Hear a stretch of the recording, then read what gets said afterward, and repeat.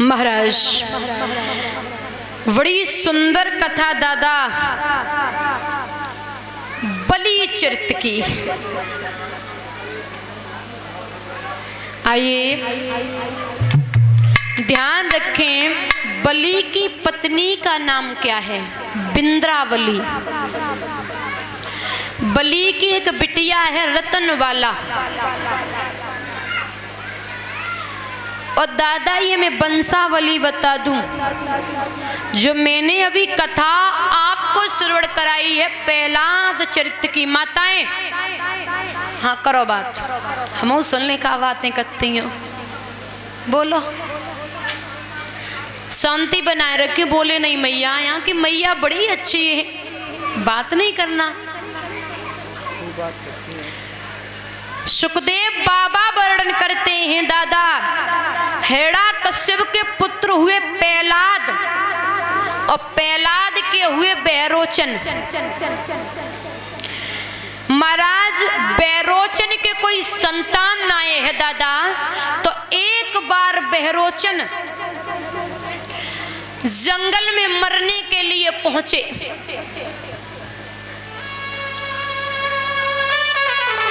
देव ऋषि नारद ने जवाब दियो, रे राजा कहाँ जाए रहो है, हमें कछु चिंता में लगे रहो है। तो जवाब दियो देव ऋषि नारद, मैं मरने के लिए जा रहा हूँ। बोले क्यों? बोले हमारे कोई संतान ना आए है।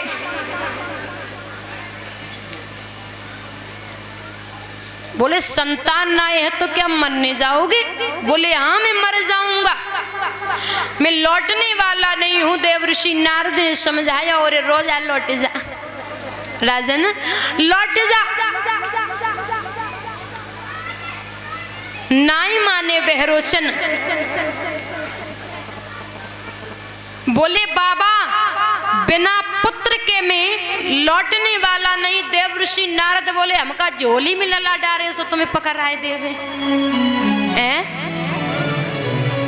हम लला बना थोड़ी है, लौट जा। बोले नहीं लौटूंगा मैं बाबा, बिना पुत्र के मैं यहाँ से वापस नहीं जाऊंगा। देव ऋषि नारद समझ गए हैं कि ये राजा बड़ो हटीलो है। एक फल दिया है दादा, फल, और जवाब दिया इस फल को ले जाना, ये फल भींग न पाए, हवा न लग पाए, ढक के ले जाना। फल लेके बहरोचन चले। भगवान की लीला देखिए, बूंदें भी पड़ने लगी हैं, बड़ी तेजी से हवा भी चलने लगी। अब बहरोचन ने देखा अगर बूंद फल पे गिर गई, फल भींग गया, या इस फल को हवा लग गई है तो फल बेकार हो जाएगा। उस फल को बहरोचन ने दादा स्वयं खा लिया, उस फल को स्वयं खा गए। अब जैसे ही दिन हुए तो गर्भ बढ़ा भाई। भगवान की लीला, जब गर्भ बढ़ा है, पूरे दिन हुए तो बहरोचन ने देखा कि अब क्या हो, अब मरने के लिए फिर चले हैं जंगल की तरफ। तो फिर से देव ऋषि नारद मिल गए, बोले राजन अब का है, अब क्यों मरने जा रहे हो, अब कौन सी विपत पड़ गई?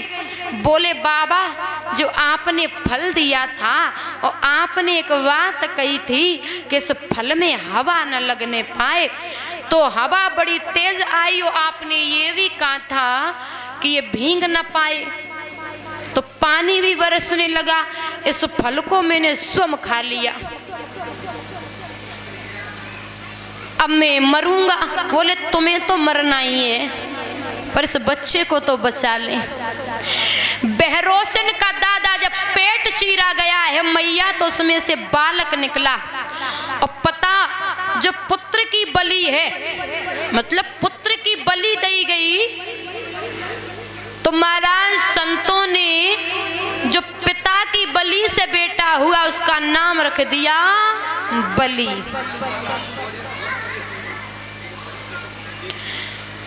जो बलि है वो बेरोचन के पुत्र हैं, इनका जन्म इस प्रकार से हुआ, ये पिता की उदर से निकले, इन्होंने किसी मैया के गर्भ से जन्म नहीं लिया है, ये पिता की संतान है।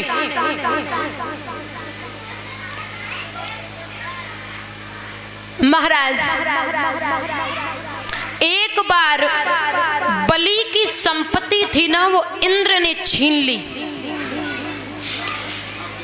तब भृगुनंदन शुक्राचार्य जी ने उन्हें अपनी संजीवनी विद्या और महाराज संपत्ति छीन के बलि को मार भी दिया। तो भृगुनंदन जो शुक्राचार्य रहे, उन्होंने अपनी संजीवनी विद्या से बलि को जीवित कर लिया, जीवित कर लिया है। तो बलि ने अपना सर्वस्त्र उनके चरणों में चढ़ा दिया, अरे गुरुदेव आप जैसा कहोगे मैं वैसा करूंगा।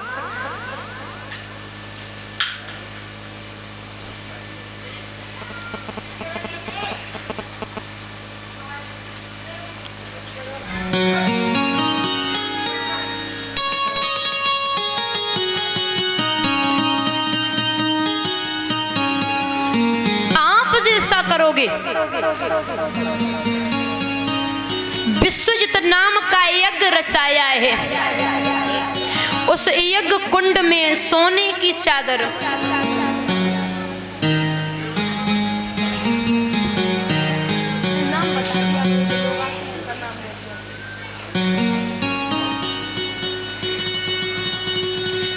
महाराज चादर से मड़ा हुआ एक बड़ा सुंदर रथ निकला है, एक ध्वजा निकली है, सोने की एक पात्रा निकली है, एक धनुष निकला है, एक तरकस निकला है, एक कवच निकला है। उस यज्ञ से दादा प्रहलाद जी ने उन्हें एक ऐसी माला दी थी बलि को, जिसके फूल कभी मुरझाते नहीं थे।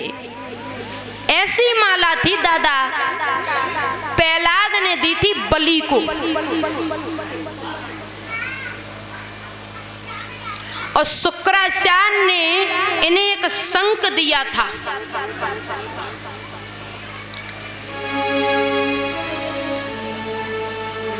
महाराज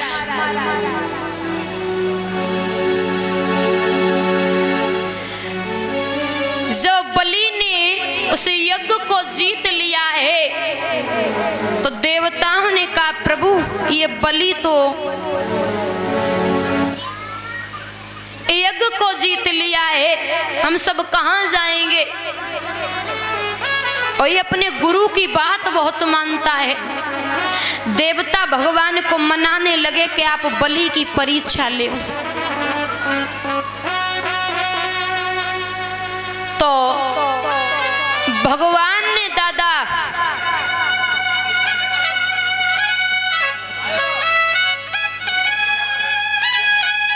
बामन अंगुल का रूप रखा है, प्रभु ने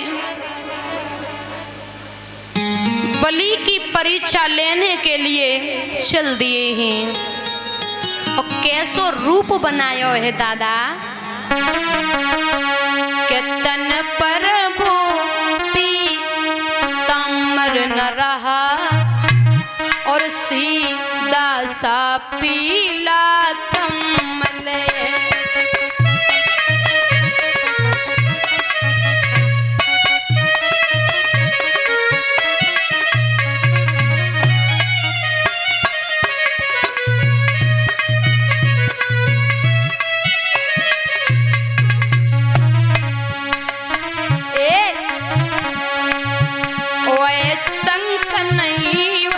चक्र नहीं,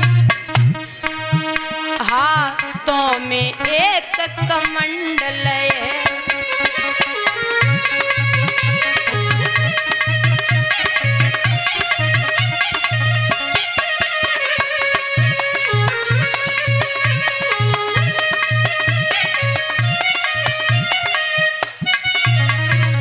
भैया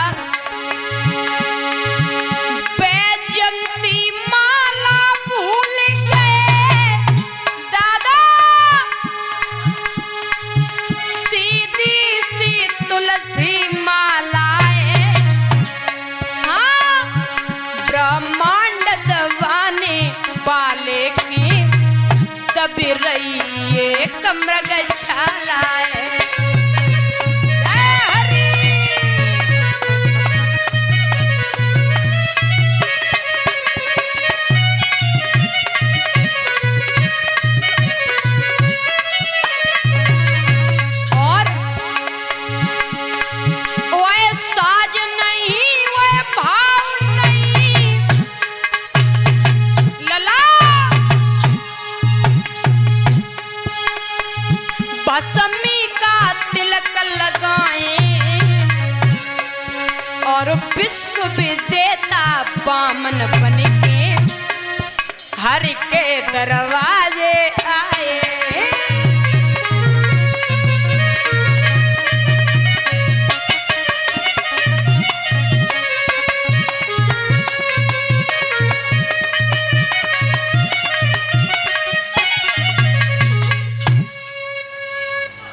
और ये परम सम्मानी परम आदरणीय जो भैया मुन्ना सिंह गुजर 501 रुपए से व्यास गद्दी पे मुझे सम्मानित कर रहे हैं। भगवान से कहना कन्हैया सुख संपत्ति प्रदान हो, गोपाल धन के भंडार भरते रहें, भैया के घर में कभी भी किसी बात की कमी ना पड़े, भगवान से ही कामना करती हूँ। बोलिए कन्हैया लाल की।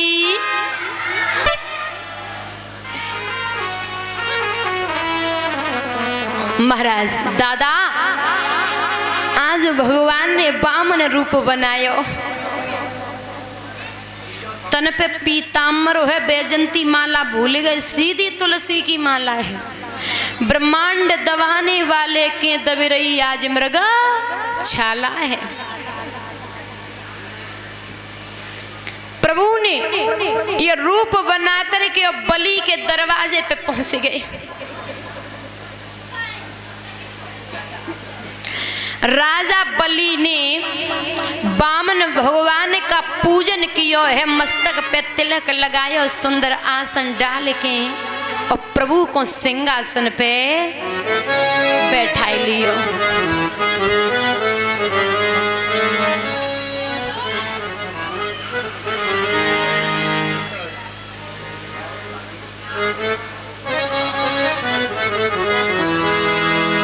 महाराज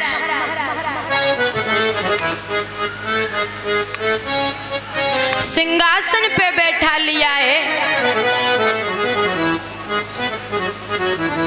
और बोले हैं